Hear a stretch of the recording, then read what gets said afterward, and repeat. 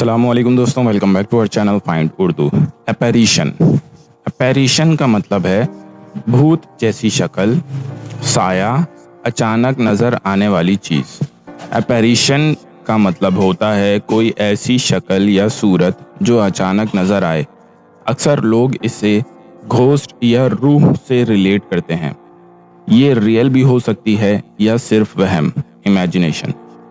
He claimed to see an apparition in the old house. उसने दावा किया कि उसने पुराने घर में एक साया देखा। तो दोस्तों, apparition का मतलब है अचानक नज़र आने वाली घोस्ट जैसी शक्ल। उम्मीद है अब आपको apparition का मतलब समझ में आ गया होगा। मिलते हैं नेक्स्ट वीडियो में। शुक्रिया।